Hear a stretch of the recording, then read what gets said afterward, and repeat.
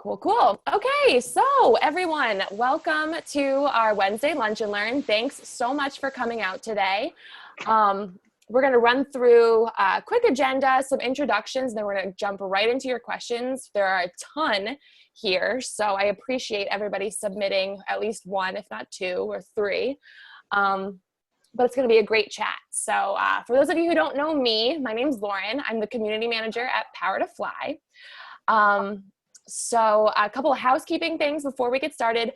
I'm going to try and mute everybody just so we can hear ourselves think and obviously, get to as many points here as we possibly can. But you guys have the power to unmute yourself, chat, chime in at any time, write to us in the chat, ping me personally, ping Taylor. We're going to try and get all of your questions answered. And if not, we're going to send some follow-up after this call. So I'm sure both of us would be happy to, answer any additional questions. But let's just be respectful and, try and keep that background noise at a minimum so I don't have to be the mute police. But without further ado, I want to introduce Taylor. So start off by saying thank you so much for coming out today. I have to say this is literally our most RSVP'd Lunch and Learn to date. So clearly you have quite the following and people want to learn about this topic. So by all means, tell us a little bit more about yourself, what you do, and why you're here today. Yeah, absolutely. Well, thank you for having me. And honestly, I'm so excited that all of your community is also so interested in remote jobs and remote resumes, because obviously this is the biggest thing I love to jam on. I think it's the biggest thing holding people back from actually landing remote jobs, because with Power to Fly, with all of these job boards out there, the opportunities are rampant. Everyone can see them, but how do you actually get them? So this is my number one favorite thing to jam on. So thanks everyone who's coming here. Again, thank you for the questions. Like Lauren said, I love the questions. I'm fangirling for these questions. And yeah, I'm just really excited to get started. I've been helping people with their remote resumes for a year and a half now.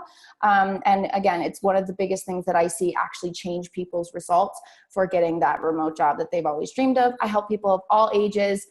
Usually I'm helping women because obviously I just really like that I can resonate with the struggles that we're all going through, right? So that's pretty much about me. And like we were talking about on the pre-chat banter, I'm in Antigua, Guatemala. That's a picture of me there on the main road, the touristy road in Guatemala. And yeah, I run a membership site, a free Facebook community that you guys can definitely join if you're not already in there. And then I do one-on-one coaching services, and I have a course all about resumes and what you need to do to reboot it. And we're going to give you a discount code at the end for that. Yes. So definitely stick around till the end. We have two really awesome deals for you guys. So let's kick it off. There are a ton of questions, and I actually added a few right before we hopped on. So I apologize if this is protruding down the slide. But let's start with this, which I think is pretty much an overarching question and pretty basic. But what are your tips for landing your first remote job? Yeah, so I'm going to keep this remote resume focus in talking about landing the job, because like you said, this is kind of a general question, and then a lot of the questions are more specific. So just in general, I want everyone to know that we as women have a confidence issue. No matter how confident you are, we have this thing that stops us from putting things on our resume, saying certain key terms and describing ourselves in certain ways on our resume. So my general overarching tip for this whole thing is to be yourself, be authentic, and be confident in that. Because when you present yourself as your true self, you align with the companies where you're actually going to thrive. And when they read your resume and you're accurately describing yourself without thinking, am I being an imposter? Am I being too much? Am I being extra? If you are, just be it. And you are going to align with the right companies. Their eyes are going to light up when they see all the descriptions on your resume. They're going to be like, bing, bing, bing, bing, bing. This sounds like Angela in the office. This sounds like me. She's going to do great here. So that would definitely be my overarching tip. Be confident in yourself and put it out there the way it is. That's perfect. And, like you said, confidence is key. Absolutely. So this is a couple part question, but how do remote resumes differ in terms of format from a traditional resume? Which key terms should I be using? And how creative can I get with my resume? This is a great question because I have what some people may call like a radical approach to customizing resumes, which is you should be getting as creative as the company gets. So I tell all my clients to use a program like Canva or a design program that you're comfortable with. Canva is just so easy because they have templates already there for you, and you can move around sections the way that you want them to be, change all colors. They're free. I mean, it's just what I use. And there's an easy like learning curve. So if you've never used Canva for a resume, definitely look that up. I've talked to hiring managers before, and I've talked to people in remote companies, and they say you will not guess how many black and white documents we get. Like, if you think you're being too creative, you're not there yet. Like, I'm serious, guys. They like to see that a person is digital savvy. You know what looks good. Even if your job does not have anything to do with design, you need to know what looks good online. You need to look like your resume is for a virtual person, not someone who's sitting in an office desk and printing their resume off of the copier in black and white ink. So you do need to get creative, but be as creative as the company gets. Are you going to their careers page to see, are they using cartoon icons and colors? Are they using really professional lines and dark blue and dark red and black? Are they using, really fun things like floral prints? I mean, you can match the company's tone and you know how far you can go. Same thing with the actual language you're using. Do they swear in their job ad? Do they get spunky? Are you that type of person? Then go for it. Are they very strict and they say they don't want anyone who just wants to be another remote work ninja and they don't like the cliches of remote work? You want to match that tone. It's all about what the company's giving you as hints, you picking up those hints and then putting them into your resume as much as you can authentically match with yourself. And I definitely want to add something, and I know Catherine talks about this a lot, but I feel like at the same time, like, it's not always just about the resume. She receives presentations or video clips or, any little piece of content that you can supplement your resume with. It just really stands out. And I definitely agree when she shows me some of the things that she's been sent over the years. It's kind of how I was hired, actually. So I was hired via video application as well. I came on the video and I said, here's 3 reasons why you should hire me, because that's what they asked for as a cover letter, or like the written part, 3 reasons why. So I just said, here's 3 reasons why you should hire me. Boom, boom, boom. And then I said, I hope this shows you a little bit of my personality and I hope you connect with it. And let's work together. So that's also like a big recommendation of mine. Videos are so easy. You can make newsletters, you can make presentations. If your job has something to do with a product, like a newsletter, are you going to be an email marketing manager? Make a newsletter about yourself. Don't make a resume. Do you have, in your role responsibilities, do you have presentations or data analyzing and presenting on data? Present some data about your life. Do what makes sense for the role. And like I said, go as creative as you can see into the company. If they say no video applications, please follow the rules. If they say only cover letter, don't send us a resume, you have to follow their wishes. Yeah, Tiffany actually just said that she had to send a video resume too. So that's awesome. I feel like that's the way of the future. Nice. Cool. So let's kick it off. What are remote companies looking for specifically in a resume, and how can you make yours stand out? So we did just talk about that a little bit, but yeah, but this is a good one because when this word stand out is always on people's minds, like, how can I stand out? There's so much competition. How can I stand out? And this is the thing. I'm going to tell you a couple things that remote companies are looking for, but let me just address standing out. You think that what's going to make you stand out is from something within you, that you are a certain something that makes you special because your boss told you that's what makes you special, because your mom told you that's what makes you special, because you believe that you have this unique quality that nobody else does, or you're trying to find that unique quality, like, I guess I'm just like everybody else. How will I ever be special? That's not what's going to make you stand out. What's going to make you stand out is your ability to see why the company aligns with you. You have to pull that out. If you can't pull that out and you can't show it, it's like trying to connect the dots on a picture that's really bad, you know, where you're like, how could that ever end up as a cat? Like the dots are all over the place. You have to connect the dots for them. It's not anything like, oh, well, I am like the lead project manager because I can juggle 20 projects at once and yada, yada, yada.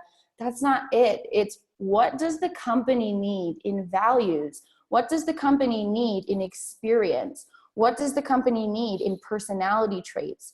Do you match that? You're going to stand out. You don't match it? Where can you pull from your prior experience to try to connect those dots?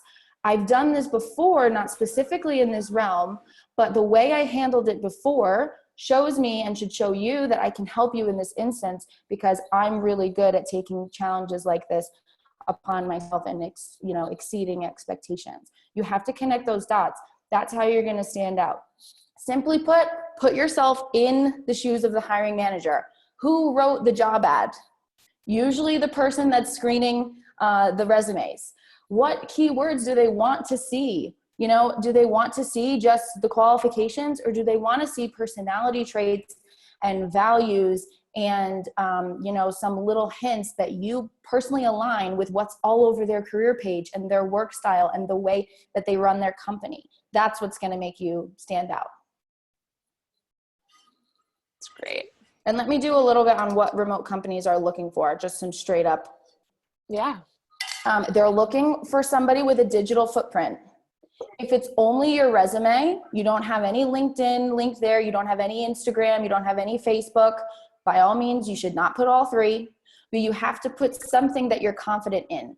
It's like when your dating life comes up with your friends and they're like, let's look at him on Facebook, and they don't have one, and you're like, oh, red flag. Like, why can't they be found? Don't make someone go look for your profiles. Put something on there and actually hyperlink it in a way that says, connect with me on LinkedIn. Don't just put the ugly LinkedIn link there. They're not going to click it. You have to tell them what to do with a resume, since it's usually just a readable document, but you want them to take action on it. You have to instruct them to do so. If let's say you want to put your Instagram on there because it's Instagram related, or it's graphics related, or it's humor, witty, writing related, you should say, check out my witty humor on all the captions on my Instagram and link it there.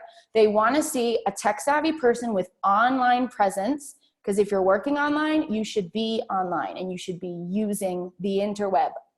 Okay. Other things are, they want to see remote communication tools in your skills section. Don't just assume that they know you can use Zoom. Don't just assume they know you can use Google Hangouts. Don't just assume they know that you can use Slack, that you can use file sharing cloud services like Dropbox and Google Drive. Those are so important. Guess what that means? You don't need to be trained.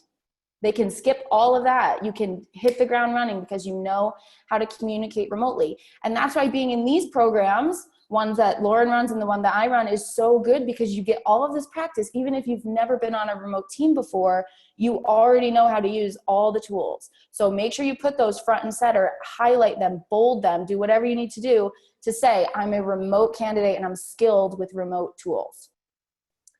That's awesome. I think that's a question coming up, but I'm sure we'll. Oh yeah, there is something about tools on there, right? We'll get to it. How important is prior remote experience? I know we get this question a lot for women who are looking to apply to remote jobs. Yeah. So even if the application doesn't say remote experience required, guess who they're going to choose? Remote workers from the past, or people who have had their own freelance business or something like that. But what you can do if you have not had remote experience is you can put, if you've ever worked from home for a day in your life because you were sick or because there was a faculty day where you all got to work from home, you can put it in the first bullet of one of your job descriptions. Okay. So you can, let me just adjust this. Okay. So you can put it in one of your descriptions and make it the first bullet. Bold the word remote, like worked remotely for for company blah blah blah day and hit my sales goals or blah blah blah from home, exceeded expectations, whatever.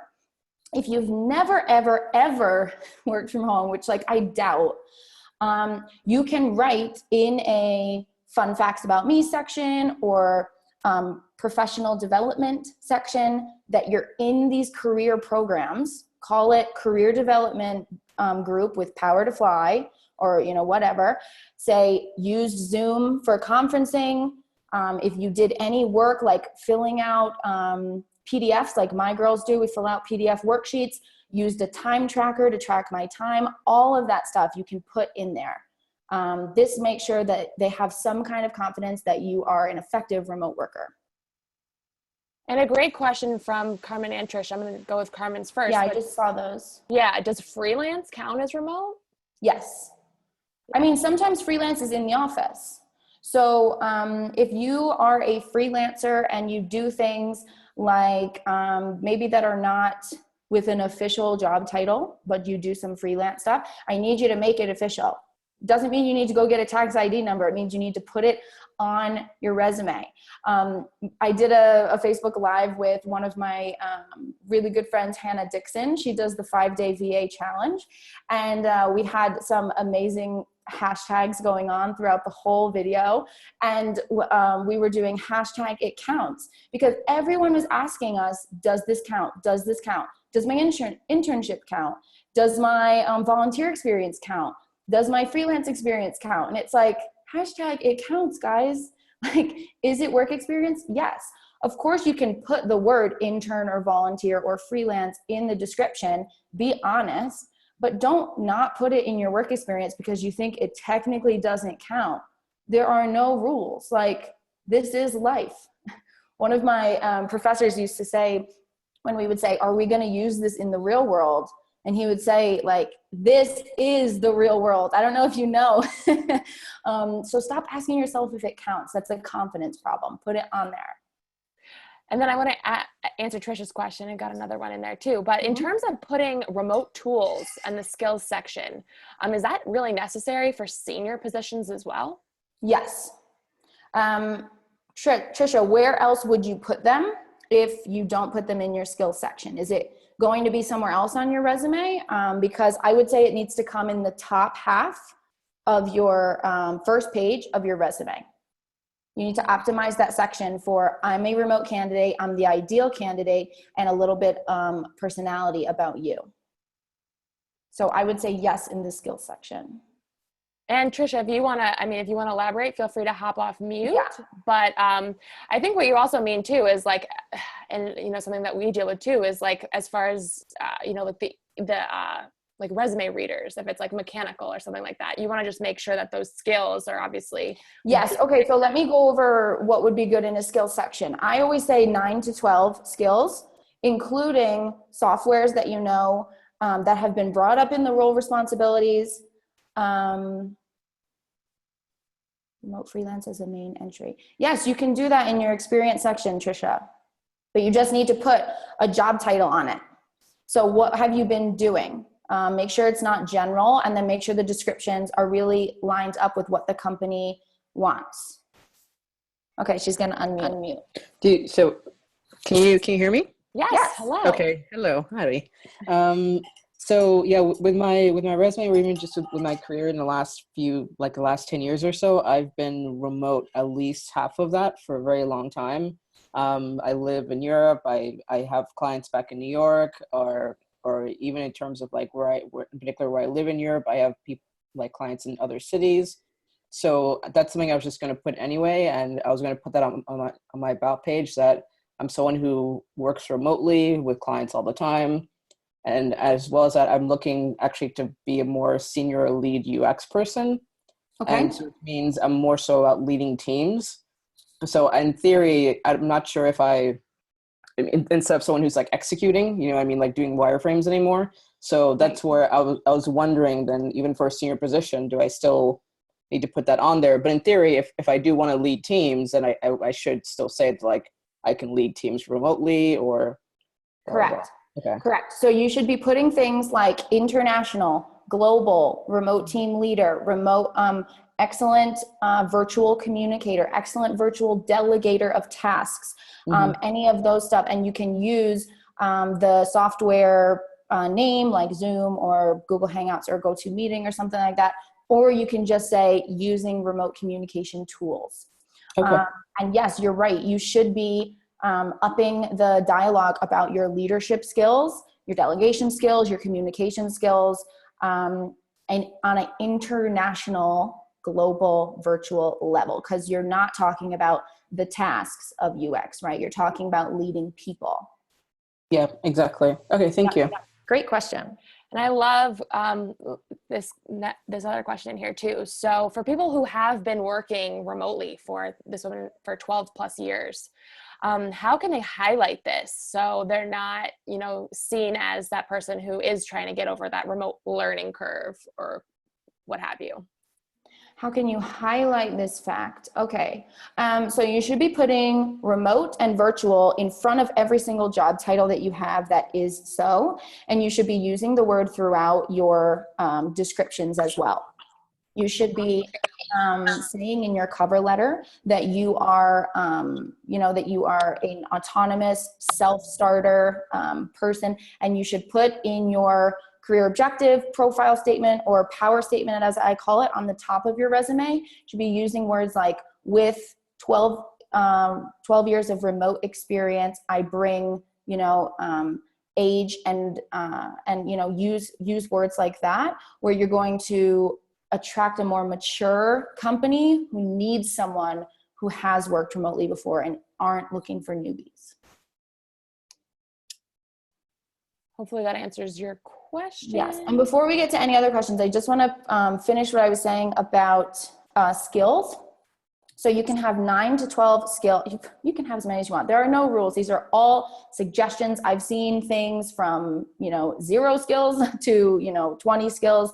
It doesn't matter. But I really think that the happy medium spot is 9 to 12. And, 3 or 4 should be about your personality.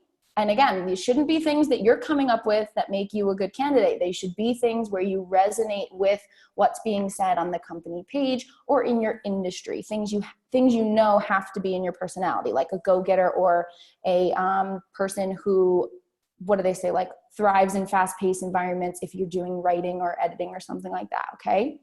Then 3 or 4 should be about processes that you're good at. So that should be in the role responsibilities, guys. Is it delegating tasks? Is it meeting deadlines? Is it, very industry specific stuff like Facebook ads, ROIs, like anything like that? And then 3 or 4, personality traits, process you're good at, and then 3 or 4 should be softwares, remote communication tools or softwares that you need, Google Analytics, anything that's apparent in the job ad or in your industry. And that will fill out an amazing skills section. That's great. Languages should also be on here front and center. You should not need to put it in another section unless you're going to put it on the top because you speak like 6 languages. Jealous if you speak 6 languages. Me too.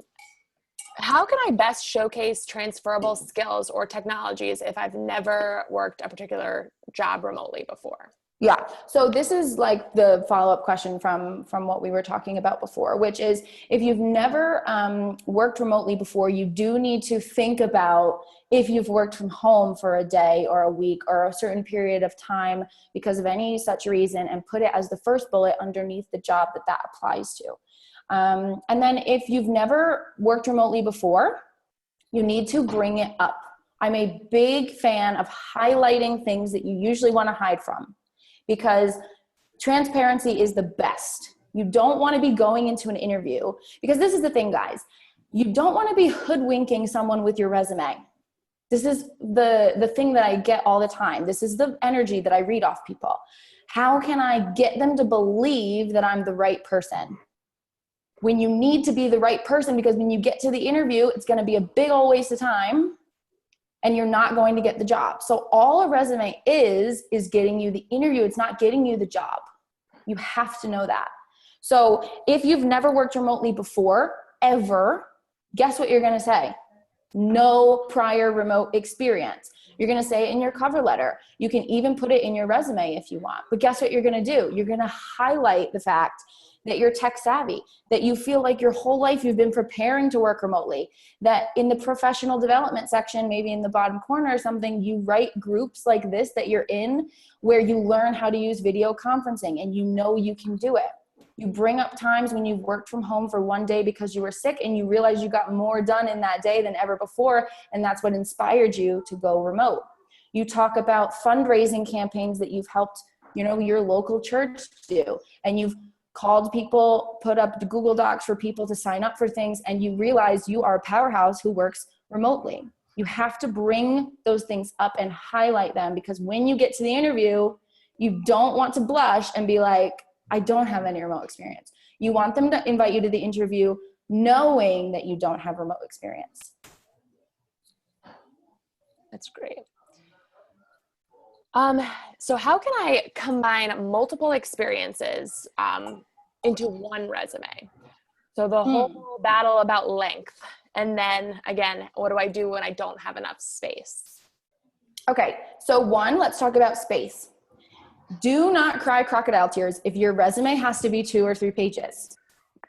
You are not going to get a senior level position with a 1-page resume. You're just not. So if you're at that level, don't hide from your experience. We'll talk about that when someone asks how to age proof my experience. I'm gonna just go on that one. But you can have as much space as your career needs. You don't want to try to cram into, it's the worst when you can tell someone's playing around with font sizes to get everything onto 1 page. Let me tell you what happens. You go onto 2 pages, you get to speak more, and you get to fill the space with fun things that humanize the process even more. Testimonials from bosses, and I call them testimonials because recommendations are so the 90s. 1-sentence testimonials from companies you've worked with, from your peers, people who work with you in these career development groups, and you can fill the white space with that. Links to your blog, things that humanize the process even more. So don't be scared if you can only have 1.5 pages and you're like, I need to fit it onto 1 page. I see this every single day. Like, I got to get it onto 1 page or else I'll have blank space. Fill the blank space with things that help you. So that's on space. The only thing you need to, the only thing you need to make sure of is, again, that the top half of the first page of your resume is fully optimized to the opportunity. So that means if you have been a customer service manager, a project manager, and a designer, and you're going for a project management role, guess what one has to be on the top? Guess what skills you need to be putting in the skill section on the top? Guess what your creative descriptor underneath your name needs to be about? Project management, not jack of all trades. Nobody wants that unless the job says that. So definitely make sure that the top half is customized. And that is because it's proven that hiring managers look at resumes for 6 seconds before they consider reading further or before they pass you on to a no-go pile, either physically or virtually. So make sure that you're optimizing that, and you can do as many pages as you want. Please don't make it 4 or 5, but 2 is absolutely fine. And you should have a resume that's true to your experience. But what you can do when you have whoever's asking this about the multiple kind of hopped around things is you can put relevant experience on the top and then an other work experience further down that has your other work experiences. It doesn't matter if it's chronologically not. You can pull one out, you can put a highlight box around it, you can make it make sense. I love that. And I look, Lily, so that breakdown, I think, is probably what you were saying. Mm-hmm. But I like Jessica's question. Like, my resume is only 1 page. Is that a problem? I know my resume right now is only 1 page. So I'm in the same. Yeah, it could mean like one of 2 things. You could have a really great customized resume, which means you know the power of what you've done that's relevant, and you don't feel like you need to put the whole laundry list of things that you've done to succeed, which is great. Or it could mean you're cutting yourself short because you're leaving out things that you think won't contribute or things that you think you can't spin to prove that you're a great candidate. So, Jessica, if you want to maybe come off mute and just tell us, how do you think your one page is doing? Is it getting results, or do you think that you are just scared of going on to 2 pages? Or if you can't talk, just type in the.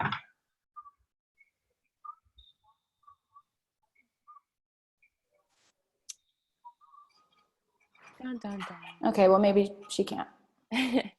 And then Claudia says, this is great news. I don't have to write in 6 size font anymore. That's amazing.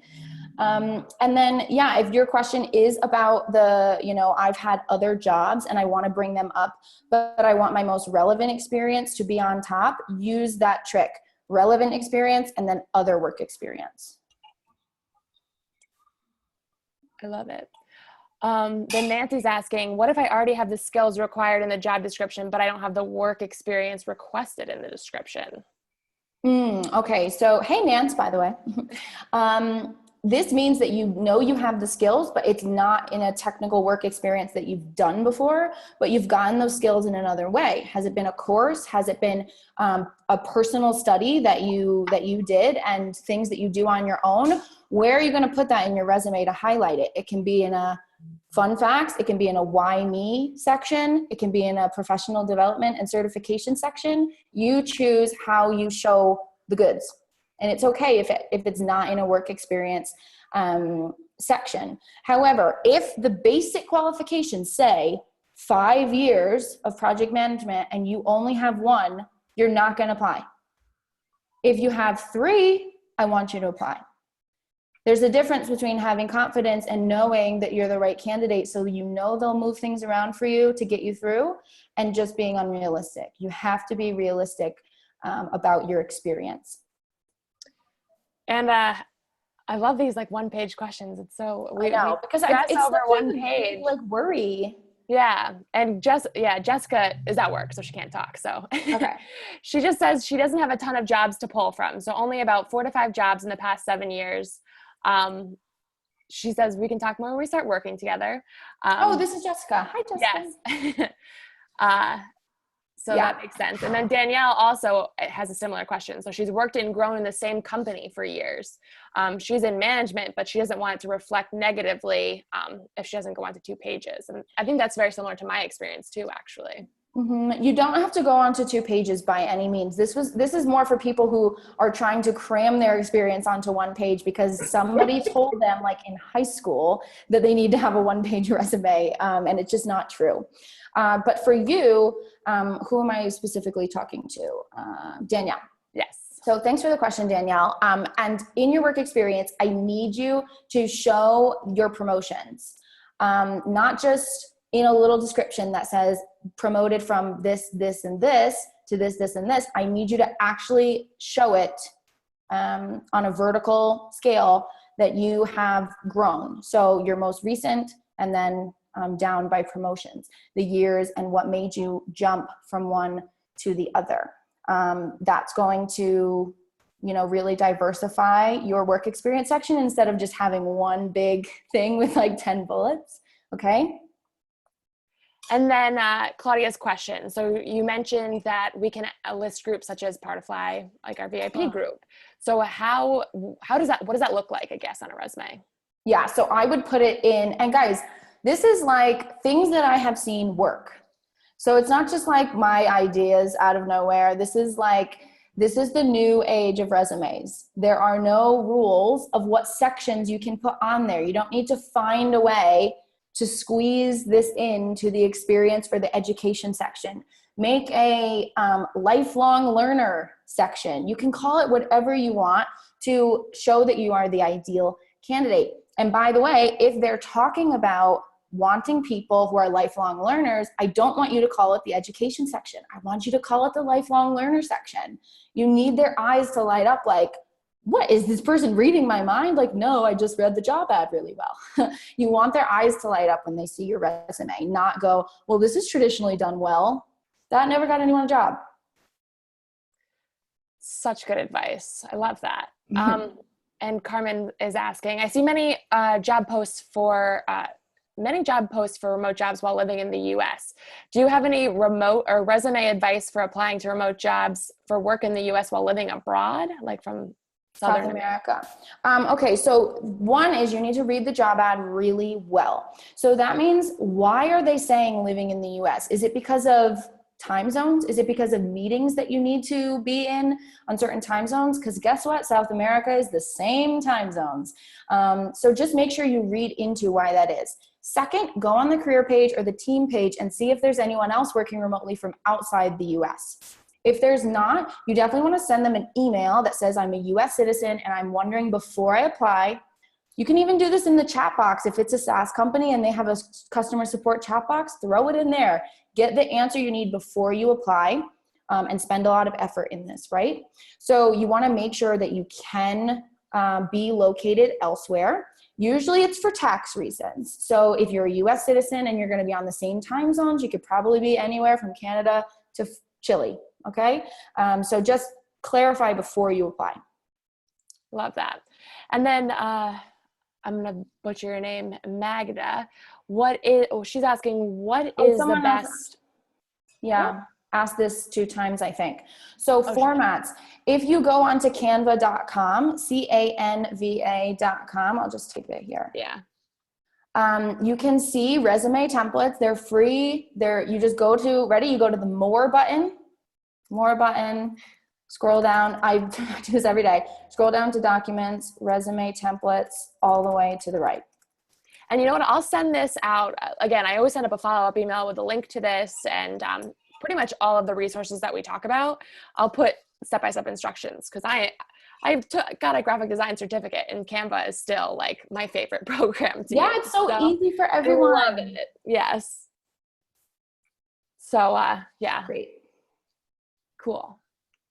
All right, we're gonna go on to the next question, then we'll get to yours in a second, Lily.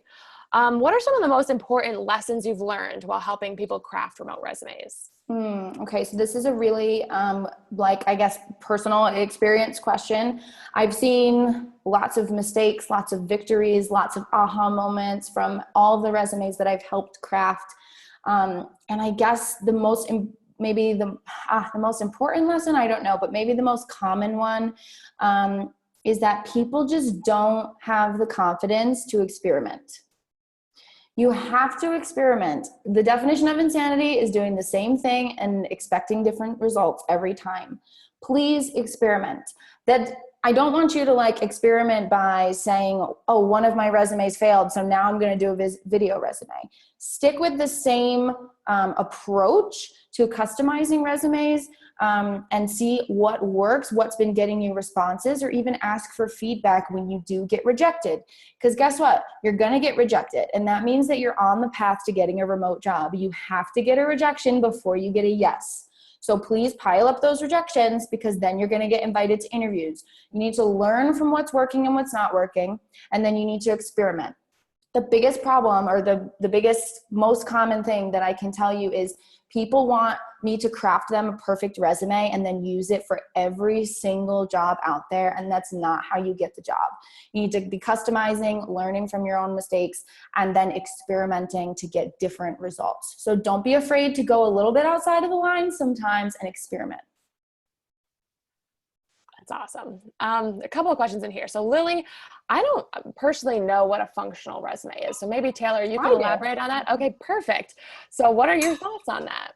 So functional resume is exactly what I described when we talked about relevant work and then other work experience. It's basically the opposite of a chronologically ordered resume.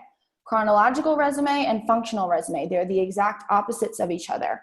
Who uses a chronologically ordered resume? People that have been in the same field and have been growing and want to show promotions and growth in a linear fashion. People who use functional resumes want to show 1 or 2 pieces of relevant information first, and then other employment descriptions that may be related or that may just help prove that they have the years of employment experience that they're looking for, and that's not their only work experience. It does not have to be in chronological order. You can pull out 1, 2, or 3 relevant pieces of work and put it on the top, and then your other experience can be on the second page. That's great. And then And my opinion on them is they're the most, I don't know, I guess the best option for people if they're concerned about that kind of stuff, just go functional. Don't go the chronological route. Like, I just see it working so much more in this day and age. awesome. So Lily says, thank you. I want to touch on Jana's question too. So, and this is, a question that we do actually have in this deck, but a little farther down. So we'll cover it now. But, there's so many remote jobs out there, so many more than there once were.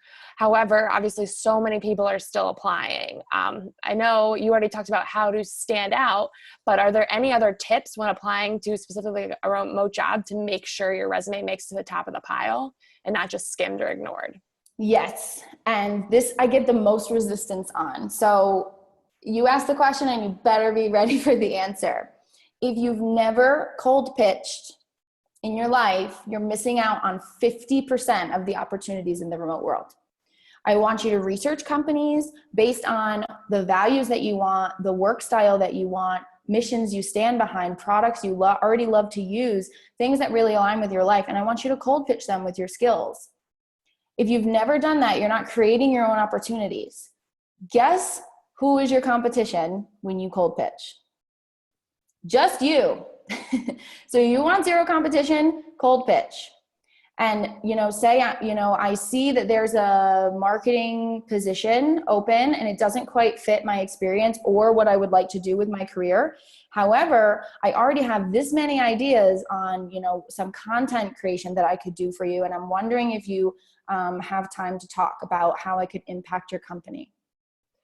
And I want to add to that just from like the Power to Fly side. And, we started as, strictly posting remote jobs, and we've pivoted a little bit, but our relationship with a lot of remote companies are super, super strong. And when you work with companies like us, and sign up and apply via our site, we become your main advocate. And I know for at least our Power to Fly VIP group, we provide that, excellent and above and beyond service for our VIPs because we have that connection, with our partners. These are people that are committing to us that they're going to make their workplaces diverse and inclusive. So when we have someone, that comes to us and say, hey, I'm looking for this job, I have XYZ skills, we work to help you, not only craft your Power to Fly profile, all those resources, but we personally, hand your resume on the platter to these companies and say, hey, look at this person. So I think that finding, and obviously, that's not just a pitch for us. I'm sure that's and we don't have every remote job, on the planet here, but finding an advocate for yourself to, yes, pass your resume along, whether that's Power to Fly, whether that's you, that's huge. And I think that also ties into this question about how long it can take. Yeah.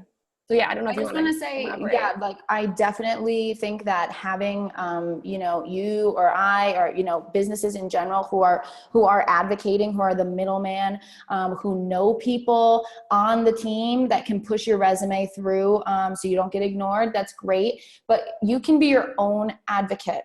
I think people think networking is just up till application time, just for finding opportunities. But guess what? Networking for me starts when you've decided to apply for something. Have you written in Facebook groups or in some of your social networks? I don't know if you're part of any alumni communities from college or grad school. If you're in any social groups just because you have cool hobbies, I want you to talk to people. Does anyone know anyone in this company? Make a Facebook post, make a LinkedIn post, search the company on LinkedIn. Do any of their current employees in the department that you're going in have mutual contacts as you, or did they go to the same university? Or if they have nothing in common with you, still email them. Find someone that you resonate with and email them. Try to get a warm application as much as you can than just a cold one. That's great. And what are your thoughts on time it takes to actually find a remote job? I lost the question. There's so many.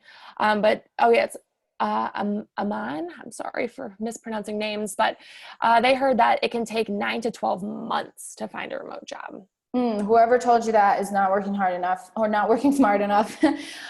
So I give my VIPs a 3-month roadmap. And that is because I want you to go ham in the beginning, and you can do as much work as possible in 1 month, but who's in charge of when they interview you? Who's in charge of how fast you salary negotiate and sign contracts? That's all them. So don't pressure yourself to, get a job in a month, get a job in 2 months, get a job in 3 months. However, it's totally doable in 90 days. And that is a very good goal that you can, that doesn't sound like, oh, I hope by next year. No, I'm going to do this in the next 90 days. If I work smarter, and, I'm experimenting and I'm going to free information, things like this, that I'm actually implementing after we get off the call and everything like that. 3 months is definitely realistic and doable. That's great. And I want to touch on Jessica's comment too. So she says the jobs I've applied to and found on Power to Fly have directed me to their site to apply. So I guess my affiliation isn't translating. Actually, what's interesting is that every job that's on our site has like an affiliate link. So whenever you click that I'm interested button, there's a little like flag on their end that says this person came from Power to Fly. And that works with every job platform that you work with. So every portal is going to have that. You apply on LinkedIn, it says you came from LinkedIn. You applied on Indeed, it says you came from Indeed. It's the same job application, but they all have a little tracker. So trust me, when you apply on like these specialized sites, especially the ones for women, your resume is being noted. There's so many questions. I don't know if you see any, Taylor, that you want to get to.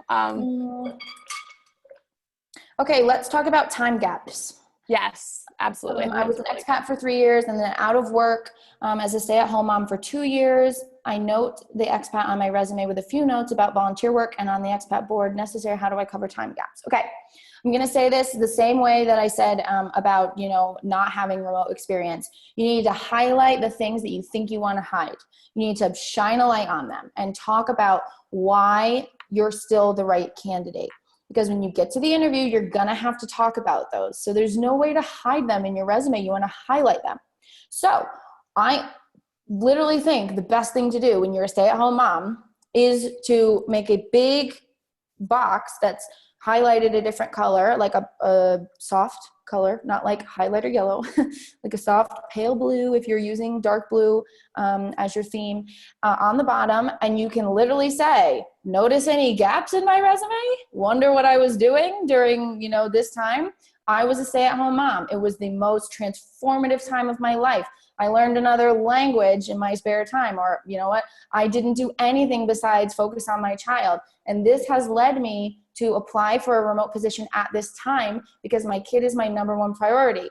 I see on your careers page that you're a family-oriented company, and that's why I'm going for this opportunity. Thank you so much for allowing me the possibility to be a work-from-home mom.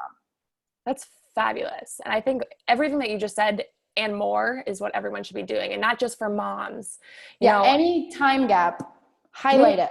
And I think maybe we can touch on the ageism in here too, because I have a lot of people, I know we've talked previously about women who've had to take breaks to take care of aging parents or have gotten sick. Obviously you're doing something magnificent. There's something that led you to get here and make these choices. So like Taylor said, just flat out saying that in your resume, touching on it, and then not altering your speech, not getting defensive, just saying, this is why I did this. And, this has made me, excuse me, who I am, and being super confident, I think is key to this age gap or gap.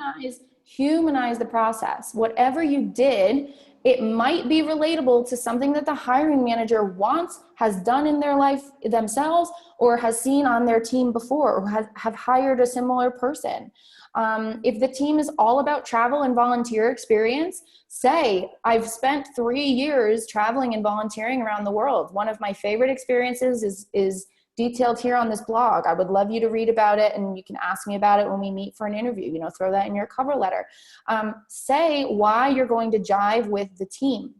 And you know what? If you feel like you need to hide something in order to jive with the team and their expectations, if you are a world traveler and time zone hopping is your jam, but the job ad and the career page says we need serious work from home employees who have a home office setup and have a quiet environment, you are not going to thrive there even if you lie to get the job. Stop applying for those things. You want a job that's going to make you very, very happy with the lifestyle that you want and you deserve, and everyone's different. So please align with the companies that you're actually applying to first, and don't apply just to hoodwink them into getting the interview, because guess what's going to happen? You're not going to be the person they expect in the interview. That's fabulous. I love this whole humanizing, because I think that's the overarching theme here. It's like, make the process as human as possible. Yeah. And I love these comments in here too. Returning 14, oh my goodness. I know, returning to work is so huge. And something that we've seen, at least at Power to Fly, in the last, honestly, month or so, is so many companies are offering return to work programs. And not only just return to work programs, but remote return to work programs. And there are resources like iRelaunch. We just had a lunch and learn with them, that are also remote programs, or, online resources that you can put on your resume, or, use in any of these situations to prove that you've obviously continued your education, or, or jumping back into this and taking it seriously. Absolutely. Oh my God, we're running out of time. I know, everyone's like, part 2. So good.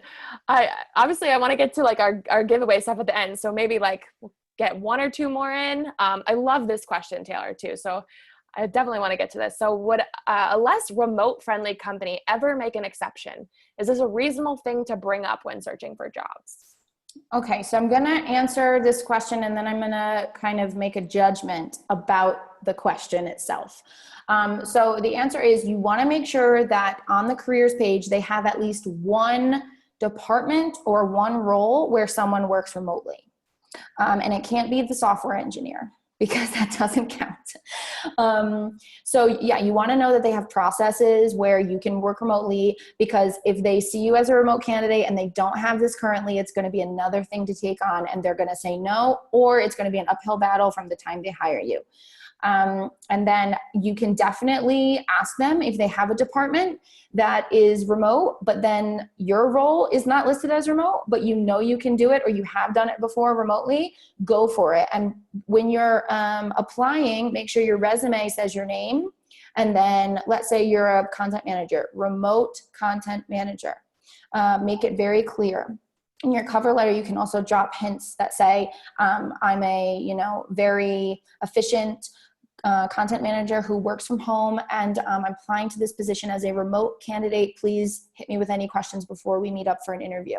You should always speak that way in your cover letters, very confident and with conviction that you're getting the interview. And then the judgment about the question is, why would you want to work for a company remotely when you'd be the only person working remotely? It sounds like you would do anything to work remote, and that's not where you want to, that's not the energy you want to be coming from. You want to align with a company who already has processes and who makes remote work fun, and has all of the things in place where you can actually succeed and contribute with your value, and not just find your way into remote working. And Jana agrees, speaking from experience. Yeah. Something I want to add to that too. Maybe if you're not looking specifically for a remote job, but even the opportunity to maybe transition where you're working now into remote, something that we've seen at Power to Fly is, and I think Taylor, this kind of speaks to a lot of the points that you gave earlier. If you ask, there's a day where you have a doctor's appointment, and you flat out, lay it out to your manager and say, look, I have an appointment it's going to take me an hour to get there, an hour there, an hour home. I'm going to be unavailable for 3 hours. However, if you let me work from home this day, I'll gain that 3 hours back. I can tack it on to the end of the day. My commute will be less. If you explain and provide really good reasons why your employer should let you, work from home once a week, once a month, whatever it may be, that is just, fueling your own fire to ask to go remote more and more and more. Not only that, but then it's providing you that remote experience that you can use on your resume and say, you know, I worked at X company Absolutely. and worked from home X, just like Taylor said, for these projects and what have you. And we found that even with some of the biggest Fortune 500 companies that have never allowed people to work from home before, it's working. And now people like Dell, MasterCard, they're all letting people work from home and now posting remote jobs. So in order to make this work, we have to put in that elbow grease and like sneak them in the right direction. Yep. And I've talked to people before who have worked out remote contracts with their employer that started as location dependent. And it's been 1 day a week, then 2 days a week, then, 1 week a month, and proving the whole way, keeping track of your numbers, your hours worked, and really being your own advocate for remote work. That's how it always works out. I'm sorry, and Dana, that your company shut you down on that, but I mean, it's a fight, and we're seeing more and more companies are switching to it. So until, we can get everyone to understand that this is the way of the future and people are more productive, we're getting more women in the workforce when we do open these positions up to remote. We're going to get there. It's just, slow moving. And I know we're running out of time, but if you guys message me privately on here or publicly and we didn't get to your question, copy and paste your question. Just go to the Remote Like Me page and inbox me it, because I can just answer. Just say I'm from the VIP session and I'll just answer your question. Yeah, and I want to definitely touch on these couple things before we wrap up here, rapidly approaching the end. But I just want to say thank you so much to Taylor. Like, is she not the most incredible, person in the whole world? She's so filled with knowledge. She's so friendly and real. Let's talk about humanizing things. But so Taylor offers this amazing resume reboot. And for attending this program, you guys are going to get a $20 off coupon. So if you want to write down this code here, feel free to do that. However, again, I'm going to send you guys all out an email. It's late today. Usually I get them out in the same day when it's our Friday chats, but most likely will be tomorrow. So we'll have all of this information, the link to the recording, pretty much everything that we talked about. And again, Taylor's contact, the link to her website. You'll have my contact, so you can ask us any further questions. And on the flip side, you're also going to get a free month of VIP. So we do chats like this with a new thought leader about literally any topic every Wednesday and Friday. So this Friday, we're talking about how to choose the right boot camp for you. So take a look at our VIP page. All of our events are listed, but by signing up today, you guys are going to get to go to all of these events for free for the next month. Download our webinars, watch our past Lunch and Learns. And if you have any questions about this, again, email me, Lauren@powertofly.com. You'll be getting an email from me tomorrow. And you can ask me any questions. But that again, is so awesome. You guys are so generous. I love it. I just want to say thank you. Like, I really can't thank you enough, Taylor. Like, it was kind of fate that we, put this together and had this happen. So she's amazing again. And I don't know if you have any final thoughts, but I just really wanted to say thank you. Yeah, I want to say thank you to everyone who participated and is asking questions and really paid attention and made this super fun and interactive. So you're welcome to Jana and Dana and Adwa and Claudia and Nancy, everybody. Thank you so much for being on the whole time and giving us an hour of your life. I seriously so appreciate it. And I really mean it. If we didn't get to your question, inbox me. I will just give you the straight and honest answer like I did on here. And if we already went over it in the beginning, maybe you jumped on late, I'll just say, watch the recording because the answer is in there in full on Taylor mode. So it'll be better for you to watch through that. Awesome. So I think we have less than a minute left. Again, let us know if you have any questions, and thank you guys for showing up today, because that's who really deserves the applause. You guys are absolutely fabulous. Good job, you guys. Yay. Awesome. Enjoy your Wednesday. Thank you. You too. Bye, everyone.